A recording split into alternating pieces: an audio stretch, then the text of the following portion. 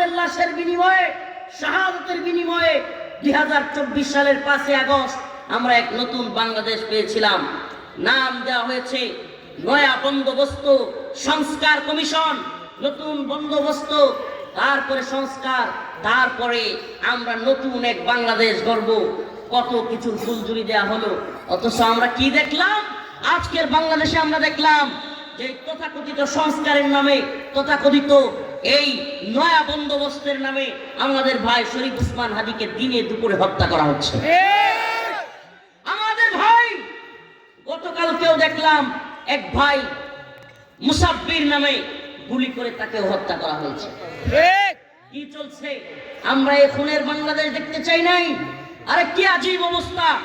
দিনে দুপুরে শুক্রবারে জুমার নামাজের পরে একজন পরিচিত যুবক তাকে হত্যা করা হচ্ছে, অথচ 6 ঘন্টা পরেই বলা হচ্ছে সেই শরীফ ওসমান হাদীর হত্যাকারী নাকি ইন্ডিয়া চলে গেছে।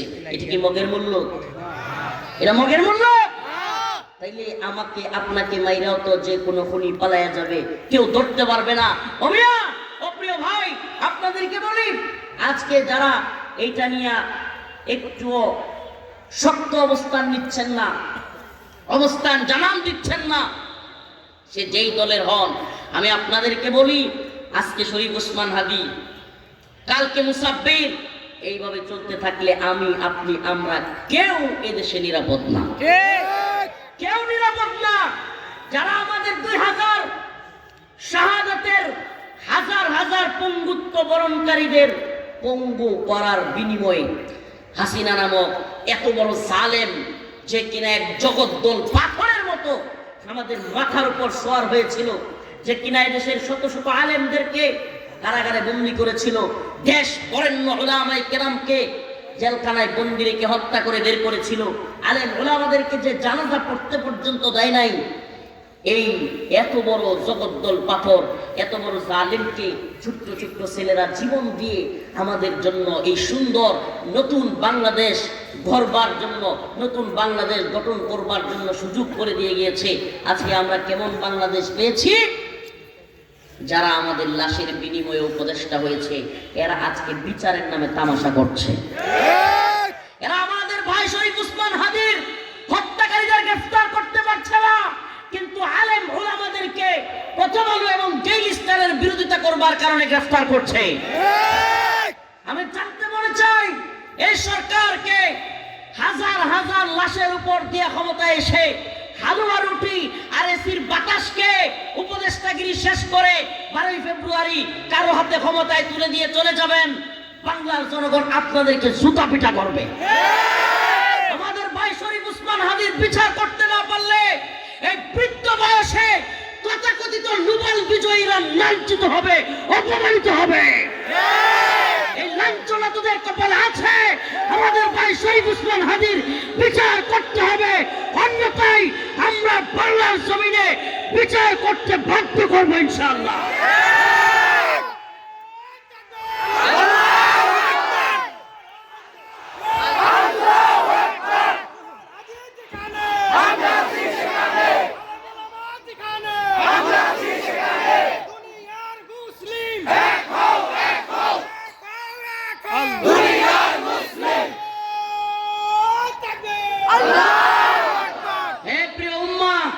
প্রিয় জাতি, হে নাটোরের গুরুদাসপুরের মুসলমান, এই ইউটিউব এবং এই আমাদের এই মিডিয়ার এই ইউটিউবার ভাইদের মাধ্যমে আমরা আমাদের মেসেজটা শুধু আপনাদের সামনে নয়, এ জাতির প্রত্যেকের কাছে পৌঁছে দিতে চাই।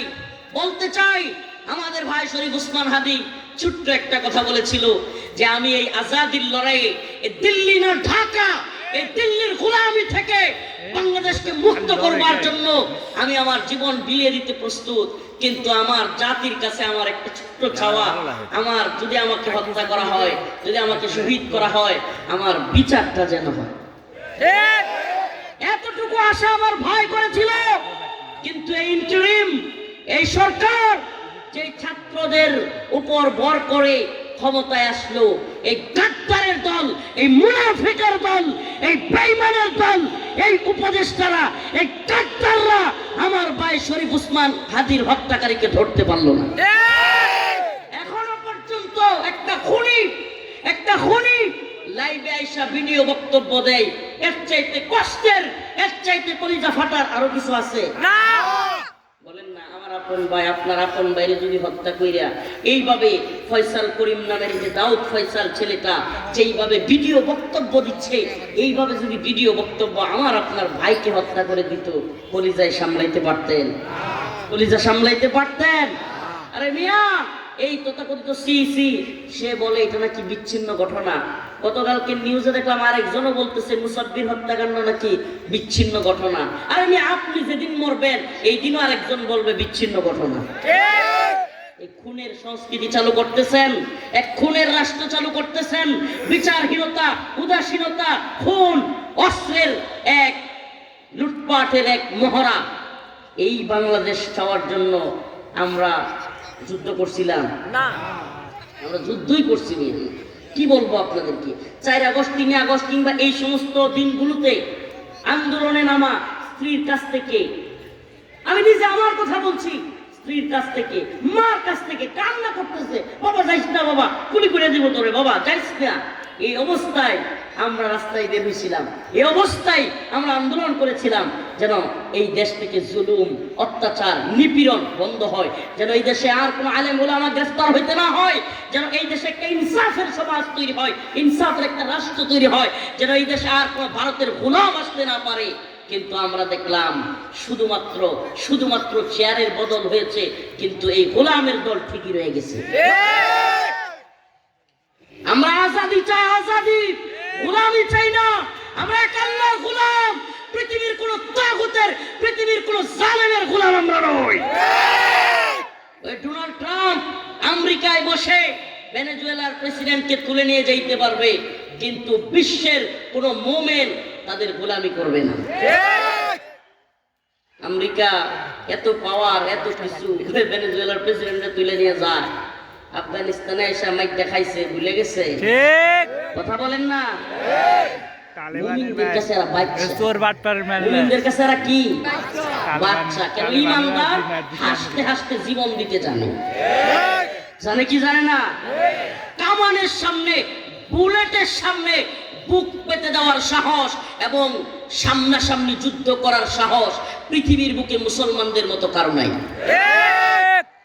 আমাদেরকে ভয় দেখায় লাভ আছে? ভারতের মোদি ভয় দেখায়, আমাদের একজন ক্রিকেটারকে পর্যন্ত এরা সহ্য করতে পারে না। আপনি কি মনে করছেন একজন মুসলিম ক্রিকেটারকে যারা সহ্য করতে পারে না, এরা যদি পারতো বাংলাদেশের মিসাইল মেরা ধ্বংস করে দিত না? কিন্তু পারবে না। কেন পারবে না? একে তো হলো বাংলাদেশের মুসলমানরা আলহামদুলিল্লাহ, আলহামদুলিল্লাহ মুমিনরা কারো গোলামি মাইনা নিবে না। নাম্বার 2, পাকিস্তান, আফগানিস্তান, চীন, পুরা ভারতের চতুর্দিকে ঘেরাও করা আছে। আমাদের চারদিকে যেমন ভারত, ভারতের চারদিকেও কিন্তু তাদের শত্রু রাষ্ট্র। এত সহজ না। অতএব আমরা গোলামি করব কার? আল্লাহর। বলেন কার গোলামি করব? এই জন্য স্লোগান দেন, দিল্লি না ঢাকা। আমি বলি মাঝে মাঝে এটাও বললেন, ওয়াশিংটন না ঢাকা। মাঝে মাঝে এটাও বললেন। কেন বলবেন জানেন? কারণ দিল্লির গোলামি মুক্ত হবেন, দেখবেন হুট করে আরে কি আমাদের নেতারা, আমাদের বড় বড় দলের নেতারা, সরকার আমেরিকার গোলামি শুরু করছে। তাইলে গোলামিটা কি তাইলে সিস্টেমে দিল্লি না ঢাকা, দিল্লি না ঢাকা বইলা বইলা আমেরিকার যদি শুরু হয়ে যায় তাইলে তো আরেক মুসিবত। তাইলে বলতে হবে দিল্লি না ঢাকা, ওয়াশিংটন না ঢাকা, গোলামি না আজাদি। এটা একটু জোরে বলিয়েন, আরে অন্তর থেকে বলিয়েন। এই উম্মার যুবকেরা কারো গোলামি করবে না, এক আল্লাহর গোলামি করবে। আকাশ বাতাস প্রকম্পিত করে জানিয়ে দেন, গোলামি না আজাদি,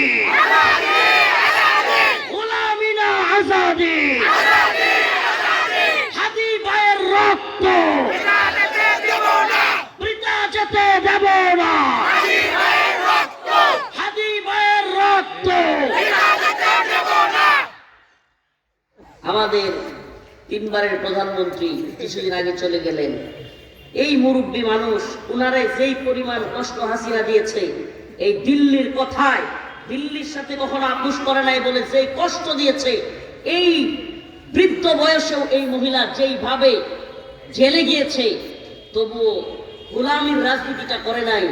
আল্লামা সাইদি রাহিমাহুল্লাহ কারাগারে জগৎ বিখ্যাত আলেম, দল মত নির্বিশেষে সবাই যাকে ভালোবাসতো। আগের দিন আমি তো কারাগারে ছিলাম, আগের দিন সাহেব আমাদের যেই কারাগারে আমাদেরকে রাখা হয়েছিল, ওখানে ওনাকে চিকিৎসার জন্য নিয়ে আসা হয়েছিল।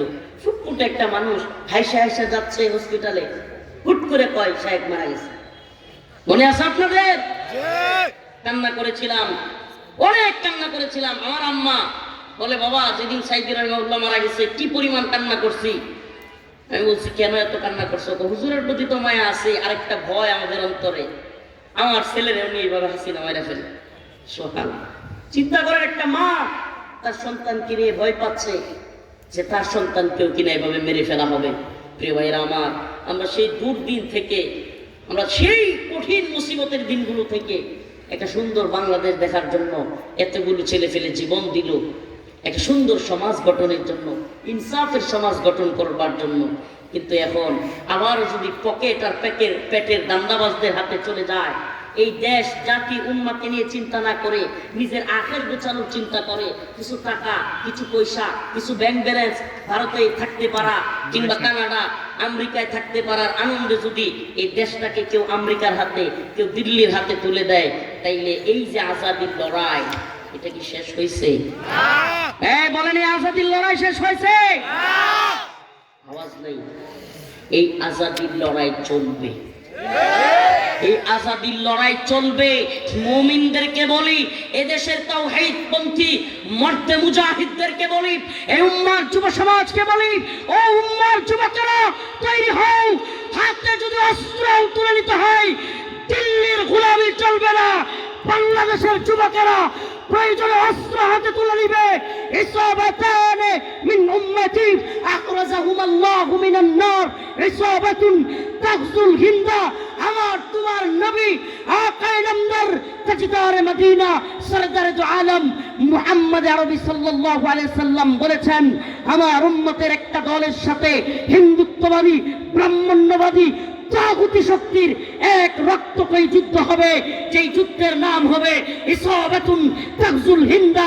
সেই গাজওয়াতুল হিন্দে যেই মর্দে মুজাহিদরা শরীক হবে, আল্লাহ পাক সমস্ত মুজাহিদদেরকে জান্নাতের সুসংবাদ দিয়েছেন।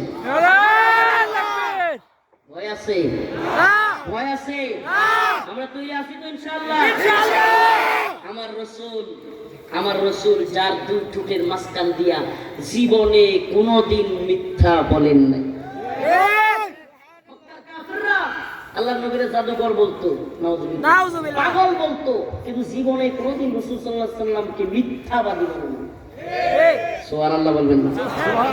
আমার সেই রাসূল বলেছেন, আমার সেই রাসূল বলেছেন, ইসাবাতান মিন উম্মতি আহরাজাহুমুল্লাহু মিনান নার। আরে আর কারো কথার দরকারই নাই, আর কারো রেফারেন্সের কোনো দরকারই নাই। পৃথিবীর কোনো ব্যক্তির কথার কোনো মূল্য নাই আমার রাসূলের কথার সামনে। ঠিক। ইসাবাতান মিন উম্মতি আখরাজাহুমুল্লাহু মিনান নার। আল্লাহর রাসূল বলেছেন, আমার উম্মতের দুইটা দলকে আল্লাহ পাক জাহান্নামের আগুন থেকে অগ্রিম, সুবহানাল্লাহ, অগ্রিম জাহান্নামের আগুন থেকে মুক্তি ঘোষণা দিয়েছেন। সুবহানাল্লাহ। যুদ্ধ এখনো করি নাই, অগ্রিম মুক্তি। সুবহানাল্লাহ বলবেন না? সুবহানাল্লাহ। যারা এই যুদ্ধে শরীক হবে, ইসাবাতুন তাগজুল হিন্দা, গাজওয়াতুল হিন্দ নামের এক ভয়ঙ্কর রক্তকয়ী যুদ্ধ মুসলমানদের সাথে হবে, এটা আল্লাহর নবীর দিক নির্দেশনা। হিন্দুত্ববাদী, ব্রাহ্মণ্যবাদী, তাগুতি শক্তির বিরুদ্ধে এক ভয়াবহ যুদ্ধে মুসলমানরা লিপ্ত হবে। আল্লাহ রাসূল বলেন, শেষ জামানার সেই যুদ্ধে মুসলমানদের অনেক মর্দে মুজাহিদ শহীদ হবে। এত শহীদ হবে, রক্তের ফিরিঙ্গি, রক্তের স্তূপ জমা করবে। কিন্তু আল্লাহ রাসূল বলেছেন, শেষ বিজয় মুসলমানদের হবে। এবং শুধু মুসলমানদের বিজয় হবে না, হিন্দুত্ববাদী, ব্রাহ্মণ্যবাদী, তাগুতি শক্তির সুপার পাওয়ার তথাকথিত বড় বড় নেতাদেরকে দিল্লির মসনদ থেকে মর্দে মুজাহিদরা কল্লায় ধরে টেনে হিচড়ে বাইতুল মাকদিসের দিকে নিয়ে যাবে। আল্লাহু আকবার। আল্লাহ রাসূল বলেন যে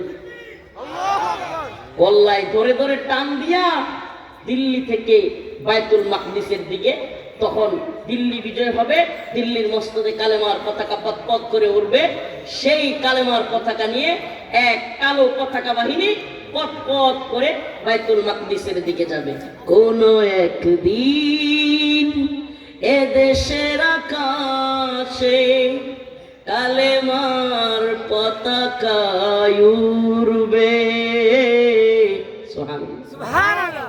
দেখতে চান? কোন জাতীয়বাদের পতাকা নাই, কোন ধরনের তন্ত্রমন্ত্রের পতাকা নাই, এক আল্লাহর কালিমা লা ইলাহা ইল্লাল্লাহর পতাকা, সবার পতাকা এক, লা ইলাহা ইল্লাল্লাহ, লা ইলাহা ইল্লাল্লাহ, লা ইলাহা ইল্লাল্লাহ, লা ইলাহা ইল্লাল্লাহ, লা ইলাহা ইল্লাল্লাহ। গোলামি কার? গোলামি কার? হে মুমিন, প্রত্যেকটা মুমিন আওয়াজ দিয়ে বলেন, গোলামি কার? আল্লাহ। গোলামি কার? আল্লাহ। গোলামি কার? আল্লাহ। দিল্লির গোলামি, আমেরিকার গোলামি, চীনের গোলামি, রাশিয়ার গোলামি, তন্ত্রমন্ত্রের গোলামি, গোলামি কার? আল্লাহ। এক আল্লাহর গোলামি করি, সবান চলবে আল্লাহর জন্য। কথা হবে কার জন্য? আল্লাহর জন্য। দুনিয়ার কোন ক্ষমতাশীলের পক্ষে কথা বলবো না, গোলামি করব কার? আল্লাহ। আমি নিয়োগ করছি, এদের সামনে কয়েকদিন পরে আইতেছে নির্বাচন, এটার আগ দিয়া দেশ থেকে চলে যাবো, কয়েকদিন গিয়া বেড়ে আমি উমরাও যেতে পারি কিংবা অন্য জায়গায়ও যেতে পারি। কেন জানেন? কারণ আমি এই তথাকথিত রাজনীতিতে বিশ্বাসই করি না।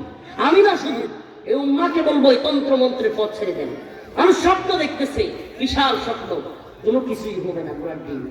এই সিস্টেম যতদিন পরিবর্তন না হবে, এই তন্ত্রমন্ত্রের পথ দিয়া চ্যালেঞ্জ করলাম, পরিবর্তন আসবে না। লিখে রাখেন, আজকে হুজুরের কথা ভালো লাগবে না, এই দল ওই দল করেন তো, বিভিন্ন দলে যুক্ত, নিজে মনে করেন আমার দল আসতে তো একবার সব একবারে স্বর্ণের পাহাড় দিয়ে মুড়াইয়া একটা সোনার বাংলাদেশ করে ফেলছে। এগুলো আপনাদের ধারণা ভাই, এগুলো আপনাদের ধারণা ভাই। এই গোলামির তন্ত্রমন্ত্রের যে রাজনীতি, এটা দিয়ে আদৌ পরিবর্তন হবে না, হবে না, হবে না। যেদিন আল্লাহর জমিনে আল্লাহর শাসন প্রতিষ্ঠা হবে, ইনিল হুকমু ইল্লা লিল্লাহ, আমার আল্লাহ তা'বুদু ইল্লা ইয়া, আল্লাহর জমিনে হুকুম চলবে একমাত্র কার? আল্লাহ। বলেন কার? আল্লাহ। আল্লাহর জমিনে হুকুম আল্লাহ। আর যদি দুনিয়াদারদের হুকুম চলে, খুন হবে মুসাব্বির, তদন্ত, মামলা, তারপরে মামলার জমা দেওয়া, চার্জশিট জমা দিতে 2 বছর, এরপরে 7 বছর 10 বছর পরে মামলার রায়, এরপরে 10 বছর পরে রায় হয়েছে বা আসামি পক্ষ গিয়ে আপিল করবে, আরো 2-3 বছর আপিল শুনানি, আরো 3 বছর চলে গেলে রিভিউ, লিপ্ট আপিল, আপিল খারিজ, রিভিউ খারিজ, এরপরে সবকিছু শেষে আসামিকে কাঠগড়ায় নেওয়া হবে, আসামিকে ফাঁসির জন্য নেওয়া হবে। এরপরে আছে রাষ্ট্রপতির বিশেষ ক্ষমা। 15 বছর চলে গেছে, যারা বিচার চাইতে গেছিল এরা ছোটবেলা থেকে বৃদ্ধ হয়ে গেছে। এই তো শাসন, এই তো দুনিয়াবি শাসনের নমুনা। আমার ভাই উসমান হাদি হত্যা হয়েছে, আমার ভাই মুসাব্বির হত্যা হয়েছে, আরো যত হত্যা হচ্ছে, বিচারের নামে প্রহসন। এই গণতন্ত্রের বিচার এত ডিলে রে ভাই।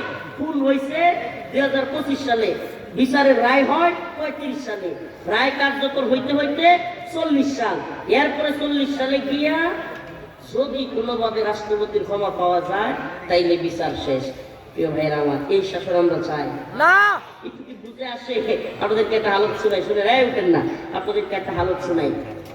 আমি 10 মাস কারাগারে ছিলাম, কষ্ট পাচ্ছেন? আমি 10 মাস কারাগারে ছিলাম, 26 দিন রিমান্ডে। প্রথম দিকের কথা বলছি। হঠাৎ করে আমাকে নিয়ে আপনার কোর্টের মধ্যে তুলছে, হাজিরা দিতে গেছি। ওমা, আমি ওই সময় তো একটু বুঝতাম না, মামলা এত অভিজ্ঞ ছিলাম না, জানতাম না। আমার একজন এসে বলতেছে পিপি কোর্টের মধ্যে, হুজুর আপনি কি দোষী না নির্দোষ? 10 মাস পরে, কয় মাস? আমি কি কয় 10 মাস জেল খাটলাম, 26 দিন রিমান্ডে থাকলাম, এখন কয় দোষী না নির্দোষ?